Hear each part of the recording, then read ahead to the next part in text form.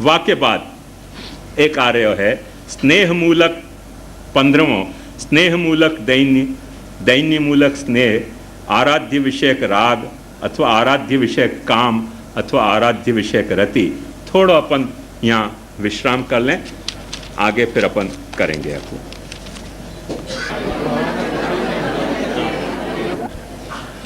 नवांग भक्ति योग अथवा नवधा भक्ति, शास्त्रीय भक्ति, वैधि भक्ति, मर्यादा भक्ति, जहाँ नामन से वाको बुलाना हो। मैं आपको याद दिला दूं कि जा तरह सु मर्यादा भक्ति सु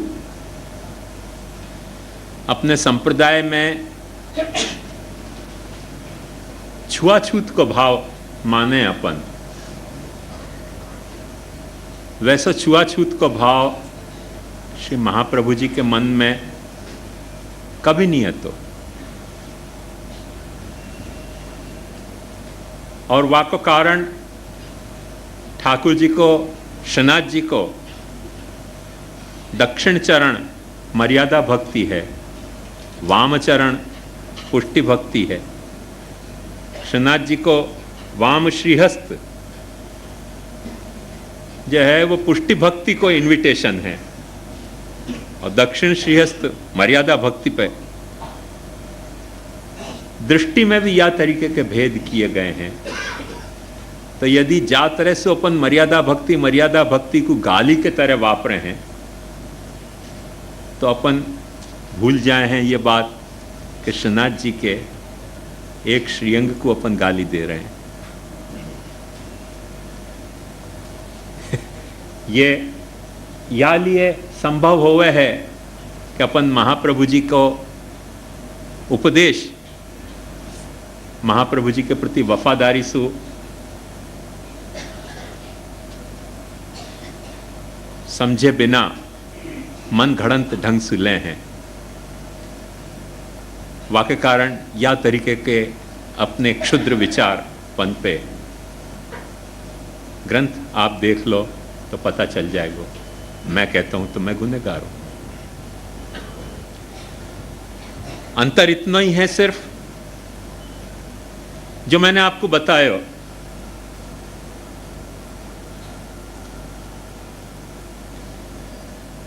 शास्त्र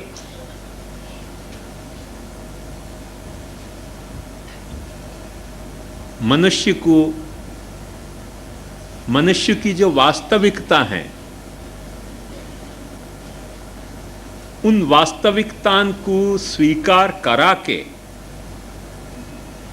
वह वास्तविकता में कैद करने के बजाय वह वास्तविकता को स्टेपिंग स्टोन बनाना चाहे। यह बात सिर्फ भक्ति के ही लिए नहीं है। यह अप्रोच अपने शास्त्रन को कर्म के लिए है, ज्ञान के लिए है, भक्ति के लिए है, योग के लिए है, वर्णाश्रम धर्म के लिए है, बल्कि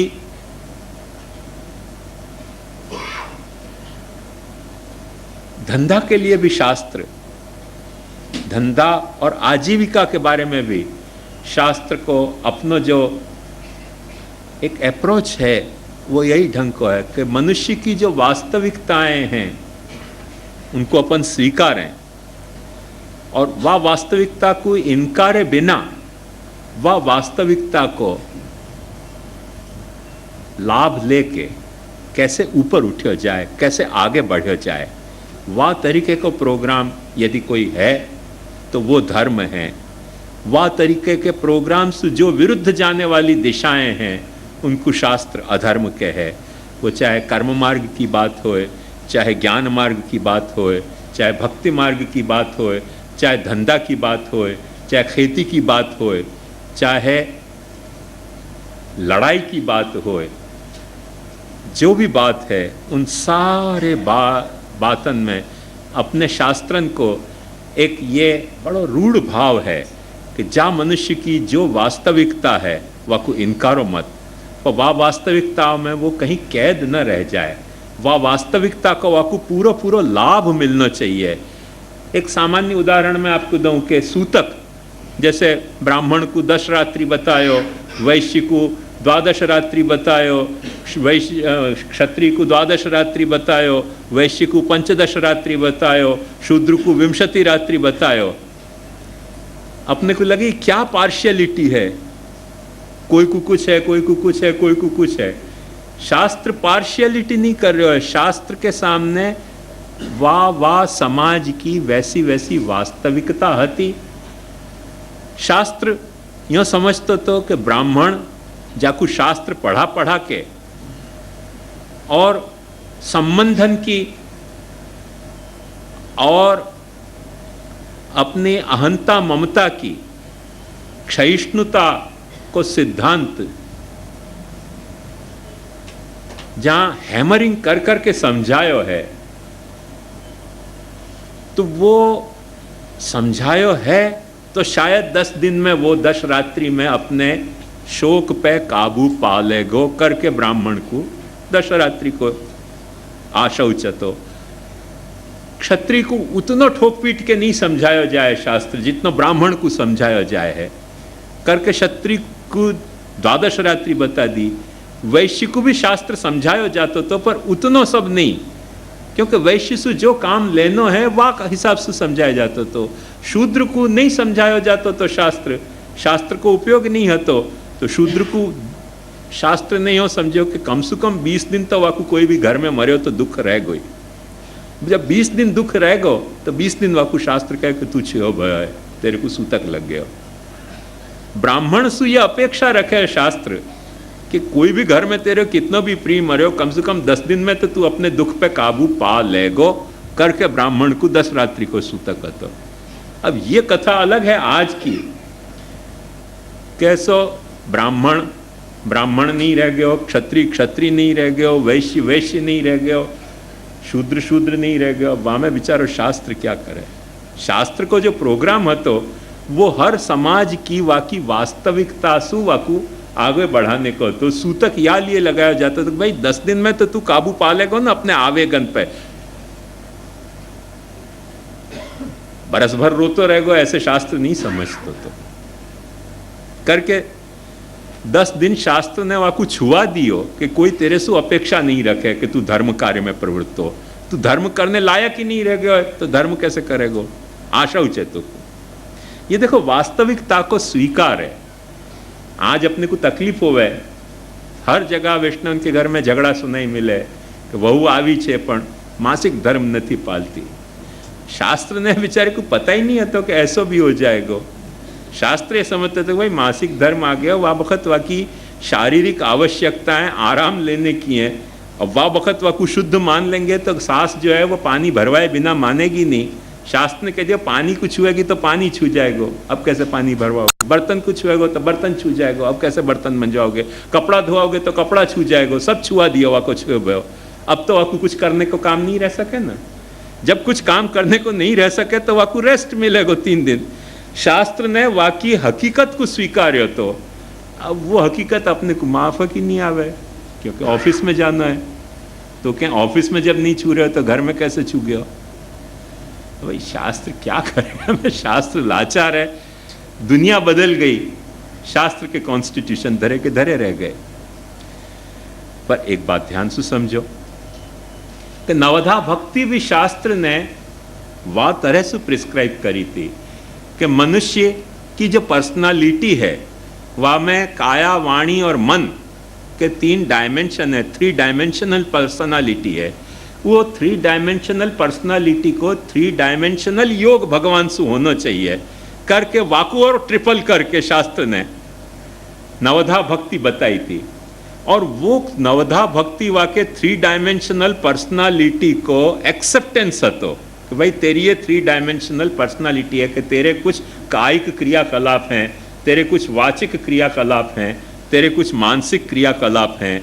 इन तीनों क्रियाकलापन से यदि तू भगवान के साथ जुड़ना चाहे तो नवांग भक्ति योग, ये नवधा भक्ति तो को करनी चाहिए। वो शास्त्र के द्वारा मनुष्य की 3 डायमेंशनल पर्सनालिटी को एक्सेप्टेंस है और वहाँ से वो वाकू आगे बढ़ाना चाहे नवधा वाकु और मने 3 गुनी करके।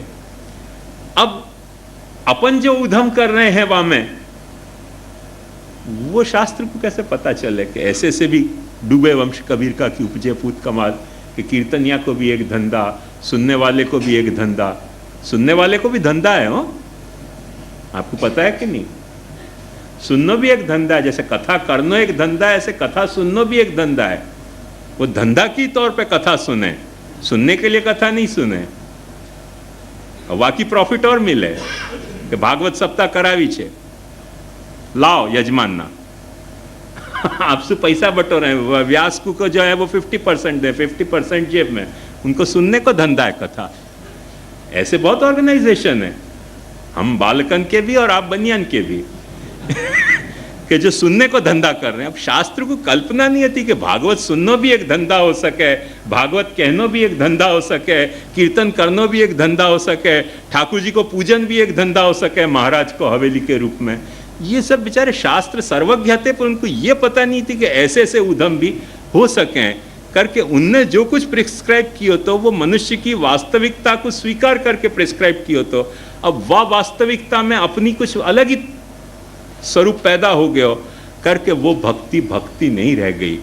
तो यह बात पे जब अपनी निगाह जावे तब अपने को समझ में आवे कि क्यों नहीं रह गई। क्योंकि वस्तुतः अपन नवधा भक्ति कर रहे हैं, पर अपने को भगवान के प्रति राग सु नहीं कर रहे हैं, धंधा के प्रति कोई न कोई और विषयन में अपने राग हैं, और विषयन में अपने अनुराग हैं, और विषयन की अपने को कामना है। चंदा इकट्ठो करना है, या लिए भागवत हो रही है, पैसा इकट्ठो करना है, या लिए मंदिर चल रहे हैं, पैसा ठाकुर जी को लाड़ लड़ाना है, या लिए मनोरथ नहीं हो रहे हैं, मारुति खरीदनी है, सेंट्रा खरीदनी है। बेचारे ठाकुर जी क्या करें, महाप्रभु जी क्या कर सके? ये जेन्युइन डिफिकल्टी है। तो या के लिए एक डेफिनेशन भक्ति की ऐसी आवे है कि स्नेह मूलक दैन्य, अथवा दैन्य मूलक स्नेह, अथवा आराध्य विषयक राग, अथवा आराध्य विषयक काम, अथवा आराध्य विषयक जो रति है वो भक्ति है। नवधा भक्ति करने में ये जो इंस्टीट्यूशनलाइजेशन, ये जो कमर्शियलाइजेशन भयो है, ध्यान से समझो कि अपने को आराध्य विषयक राग है ही नहीं। ठाकुर जी के प्रति राग होए तो गामसु मांगने की क्या जरूरत? पद्मनाभ दास जी को मथुराधीश के प्रति राग हतो, उनने तो कोई कामसु नहीं पैसा मांगे कि हमारे ठाकुर जी को 56 भोग कराओ, बल्कि महाप्रभु जी के बाबूजी ने उनको नेग सीधा पहुंचायो तो भाग खड़े भय। क्यों भाग खड़े भय?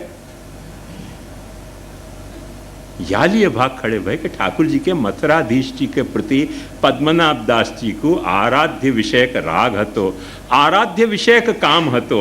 उनको मथुराधीश चाहिए तो उनको मथुराधीश के नाम पे मठड़ी, मोहनथाल और मनोरथ नहीं चाहिए थे गांव के दर्शन करने वाले इनके लिए।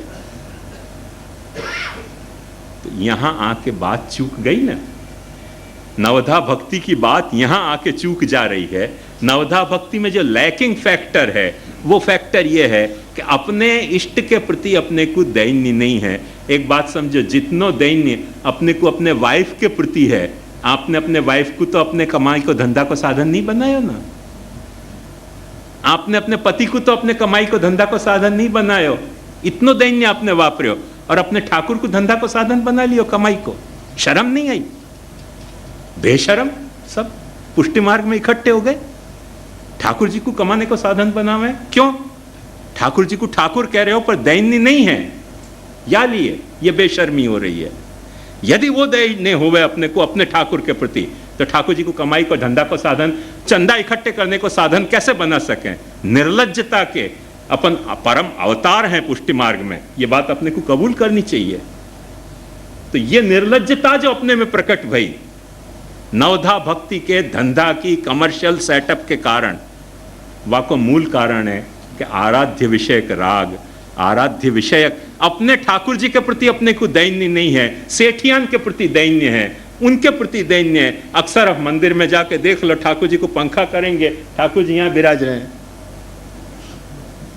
अरे देखे याकू के वाकू देखे, ये लफड़ा है, ये लफड़ा है मंदिर में, मंदिर के इंस्टीट्यूशन के फाउंडेशन में ये लफड़ा है कि अपने को दर्शन खोलने हैं, ठाकुर जी के दर्शन करने के लिए नहीं।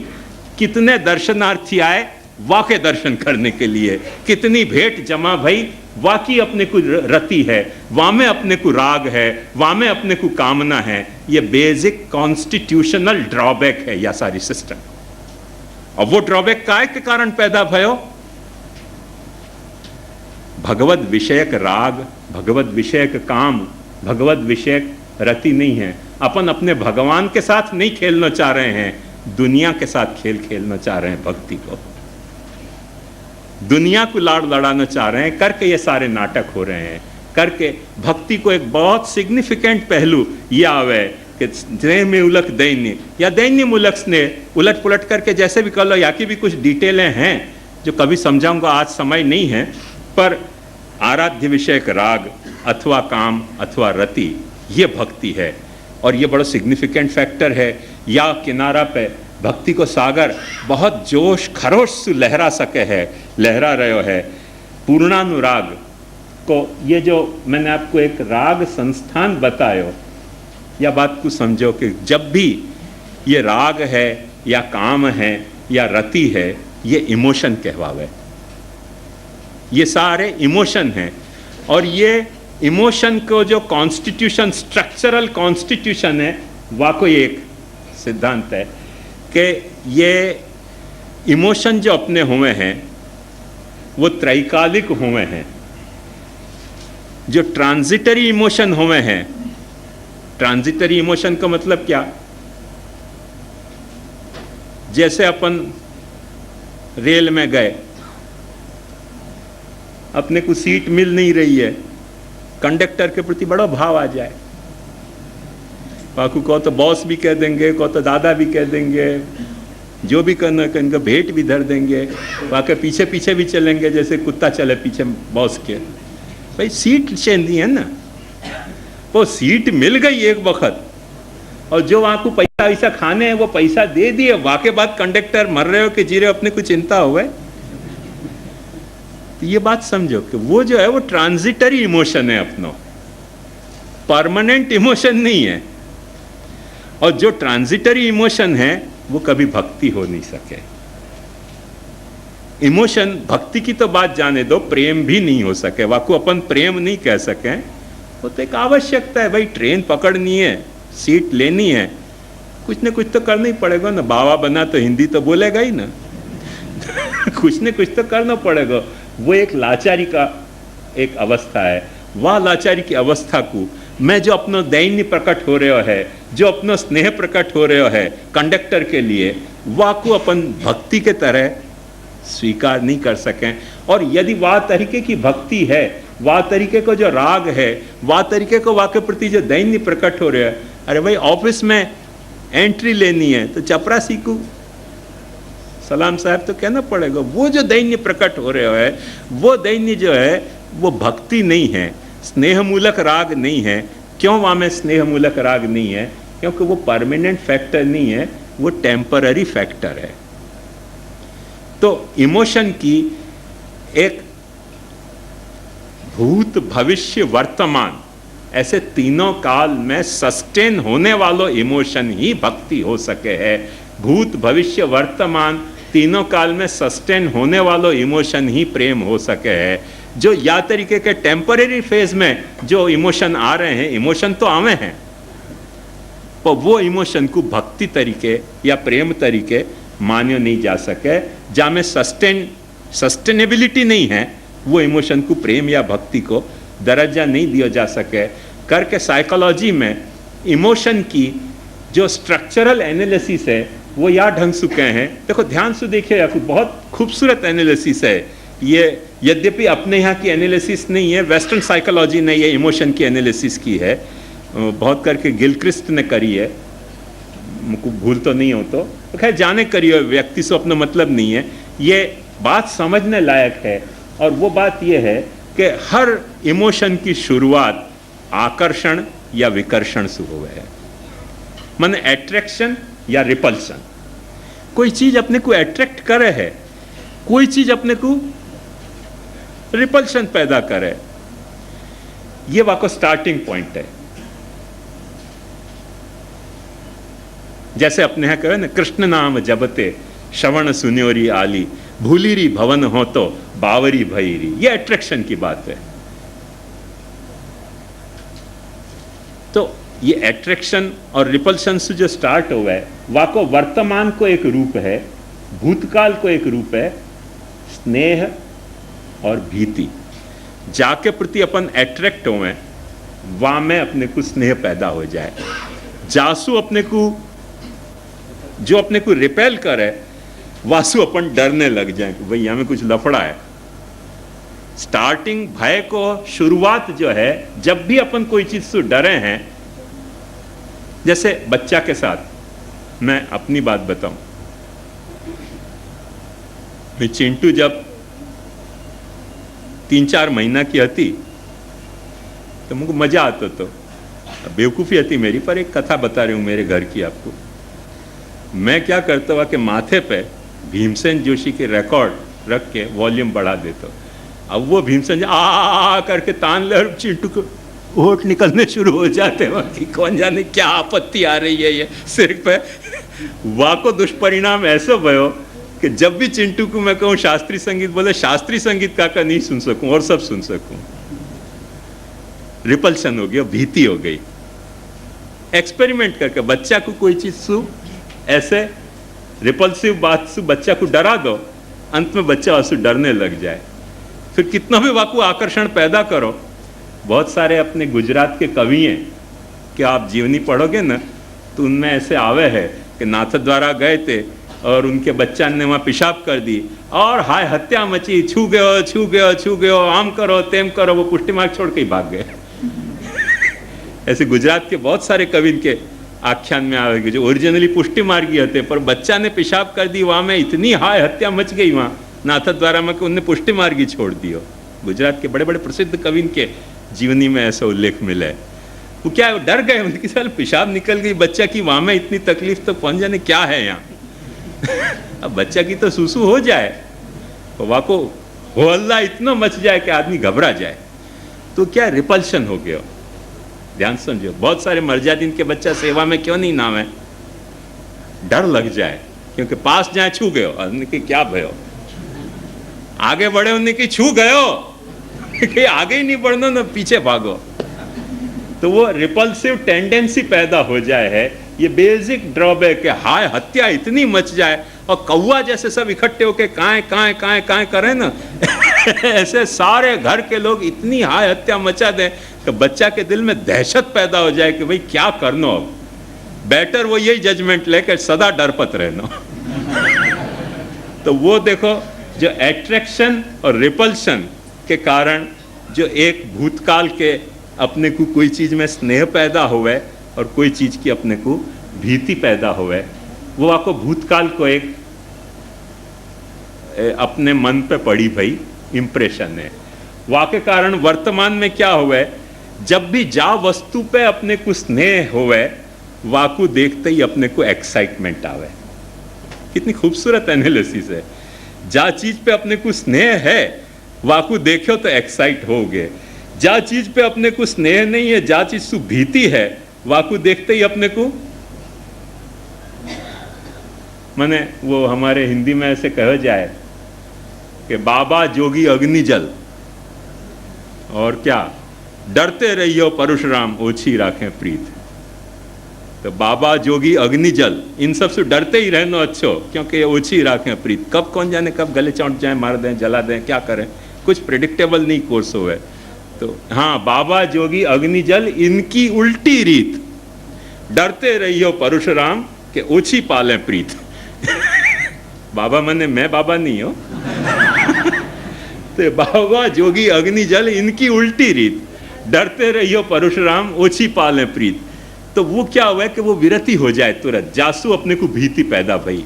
ये अपनो प्रेजेंट एनकाउंटर या ढंग से हुआ कि जामे अपने को स्नेह है, वाकु देखते अपने को एक्साइटमेंट यदि नहीं हो रहा है, मतलब क्लियर बात है कि स्नेह में कुछ न कुछ कमी आ गई।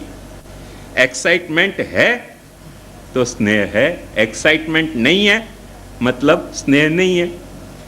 और जा में अपने को स्नेह है, जाकू देख के अपने को एक्साइटमेंट हो रहा है, वाकी आशा अपने को कभी भविष्य में टूटे नहीं। ये वाको फ्यूचर को पर्सपेक्टिव है।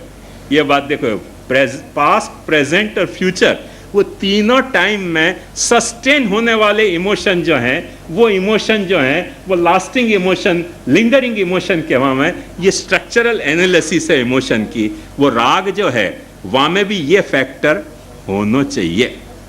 राग में ये फैक्टर है तो वो राग सच्चो राग है। बाकी तो टेम्पररी राग को राग नहीं कहा जाए, वो तो कोई न कोई स्वार्थ है। या बात को ध्यान से समझो। और जब या तरीके को राग होवे या तरीके की भीति होवे, नेगेटिव पॉजिटिव दोनों ढंग से वाको देखे जा सके है, तब वाको लास्टिंग रिजल्ट जो है वो क्या है कि जामे अपने को राग है, जाकू देख के अपने को उत्तेजना हो रही है, जाकी अपने को आशा है, वासु अपने को सुख या आनंद होवे है, जाकू अपने को भीति है, जाकू देख के अपने को विरति हो रही है, जाके अपने को डिस माने होप के जगह डिसमे अपने को हो रहा है, हाँ? वाकू देख के अपने को क्लेश दुख होएगो। ये वाको नेट रिजल्ट है। ये इमोशन की स्ट्रक्चरल एनालिसिस है। या बात को ध्यान से समझोगे ना तो भक्ति को जा वक्त अपन आराध्य विषयक राग कह रहे हैं, भक्ति को जा वक्त अपन आराध्य विषयक काम कह रहे हैं, या भक्ति को अपन आराध्य विषयक रति कह रहे हैं, वहाँ में या तरीके की माने तीनों कालन में ये एनालिटिकल जो स्ट्रक्चर है इमोशन को, वो वहाँ में मेंटेन होना चाहिए, तब तो वो राग राग है। यदि ये मेंटेन नहीं हो रहे हो स्ट्रक्चर वाको, माने ये जो बीज भाव से लेके वाके फाइनल कल्मिनेशन तक को, तब तक वो यदि मेंटेन नहीं हो रहे है तो वो राग में कोई कॉन्स्टिट्यूशनल ड्रॉबैक है। ये अपने को समझना चाहिए। या के अलावा जो या में पहला फैक्टर आयो स्नेह, या स्नेह के बारे में मॉडर्न साइकोलॉजी ने भी काफी रिसर्च करी है। और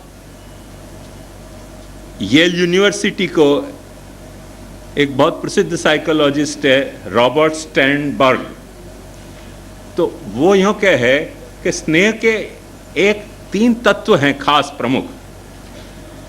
वासु, जैसे अपन को टेम्परेचर थर्मामीटर से मापा जाए, ऐसे राग कहो, स्नेह कहो, काम कहो कि रति कहो, जो भी है आराध्य विषयक राग, काम, स्नेह, रति, उन सब में एक 3 फैक्टर वो कहे कि प्रोमिनेंट होने चाहिए। और वो प्रोमिनेंट यहाँ में लिखा कि नहीं लिखा है ना? हाँ बस। तो वो क्या है कि आवेग, अंतरंगता और निष्ठा आया ना। पैशन होना चाहिए, पैशन नहीं है तो वो स्नेह नहीं हो सके, राग नहीं हो सके। कमिटमेंट नहीं है, अपन क्या हमारा स्नेह है पर कमिटमेंट कुछ भी नहीं है, निष्ठा कुछ भी नहीं है, तो या फिर स्नेह नहीं है। वो कुछ व्यवहार हो सके, जैसे एयर होस्टेस बड़े प्यार से अपने को चाय देवे, बड़े प्यार से टॉफी दे जाए, बड़े प्यार से हंस के बुलावे, जामे तो गुड बाय भी कहवे। अपनी घरवाली कभी ऐसे नहीं कहे हो, घरवाली या तरह से कभी भी नहीं कहे, जितना जो है वो करे। पर ऐसा को रहस्य समझ जाओ कि वो स्नेह नहीं है वो जो है वो प्रोफेशनल स्माइल है। प्रोफेशनल जो है वो एयर हॉस्टेस है, तो एयर हॉस्टेस को जो प्रोफेशनलिज्म है वो है, वो घरवाली तो नहीं दे सकेगो ना, घर वालों दे सकेगो। वो तो शायद सूम भी बैठी रहे अपन आए हो तो कहें तो चाय पियावे, नहीं तो नहीं भी पियावे, वो तो पूछ पूछ के पियावे। अभी मैं गया अहमदाबाद तो पीछे ही पड़ गई मेरे, उनकी नाश्ता लगा, मैं इनकी नहीं, बोले नाश्ता नहीं, चाय कॉफ़ी ले लो, इनकी चाय कॉफ़ी भी नहीं लूँगा। वो तो क्या लाऊं तुम्हारे लिए, उनकी कुछ लाने की जरूरत नहीं। बोले ऐसे कैसे चलेगा, मुझको नहीं मालूम है, वाइफ ने कभी ऐसे पूछी हो तो वाको मूल कारण है कि वाइफ प्रोफेशनल वाइफ नहीं है ना, वो प्रोफेशनल एयर होस्टेस है। अब उनकी कैसे आपको समझाऊं, घड़ी घड़ी मुझको पूछे, मैंने कि आज मेरा जो है ना फास्टिंग डे है, तुम कही कि फास्टिंग डे में तुम जल भी नहीं पियो। मैंने कि अभी कह दूंगा जल पियो तो जल ला के देगी पाछे। मैंने कि नहीं जल भी नहीं पियो। बोले ओ इट्स ग्रेट, क्या ग्रेट भाई प्रोफेशनल है ना, प्रोफेशनल एक्सपर्ट है, वो यही के लिए ट्रेन करी भई है, या तरह से बिहेव करे। अब वो या तरह से पूछे करके मुझको ये भ्रमणा हो जाए कि एयर होस्टेस मुझको बहुत चाहे, तो लफड़ा हो गया ना। तो लफड़ा हो गया। एयर होस्टेस कछु नहीं चाहे, वो तो मैं उतरियो नहीं कि वो दूसरे के पैसेंजर को यही तरह से ट्रीट करेगी। या बात को समझने, हमारे जमाई ने एक बहुत अच्छी घटना सुनाई कि उनके कोई परिचित व्यक्ति तो एक लड़की को पीछे घूर घूर के जा रहे थे। अब वो ध्यान लड़की पे तो, और चलते चलते कचरा के डब्बा में गिर गए टकरा के। सबन ने कहा यार क्या तुम्हारे हाल है, लड़की को घूर के जा रहे हो, कचरा के डब्बा में गिर गए। बोले तुम मूर्ख हो। कि हम कैसे मूर्खिया में बे? बोले तुमको समझ नहीं है कि वो लड़की नहीं मिली तो मेरी अंतिम गति है। बोला क्या करना, या अंतिम गति को क्या उपाय? ऐसे भोतन की अंतिम गति कुछ कुछ प्रकट हो जाए। लड़की नहीं मिली, कचरा के डब्बा में गिर गए जाके। तो ये गुलशन हो निगाहों में तो जन्नत न समझना, देखे कोई तुम्हें जो हसरत की नजर से, छोटी सी इनायत को मोहब्बत न समझना। गुलशन हो निगाहों में तो जन्नत न समझना, या रहस्य को समझो। ये प्रोफेशनल या तरीके के प्रोफेशनलिज्म बहुत जगह प्रकट हुए हैं, और नॉन प्रोफेशनल से अच्छे ढंग से प्रकट हुए हैं। अमेरिका से एक कोई भाई आए थे, उनने एक दिन मुझसे कही कि तुम्हारा एकदम प्रोफेशनल लेक्चर हो छे। मैं कहूँ पैसा लेतो नहीं। बोले ना ना, ए अर्थ में नहीं, बहुत सारा हो अर्थ में प्रोफेशनल। मैंने कि सारू करे ने, हूँ तो घबराई गयो, झाड़ा थी जाए। मैं पैसा लेतो नहीं, प्रोफेशनल लेक्चर केवी रीते कहो छो? कि तुम्हारा प्रोफेशनल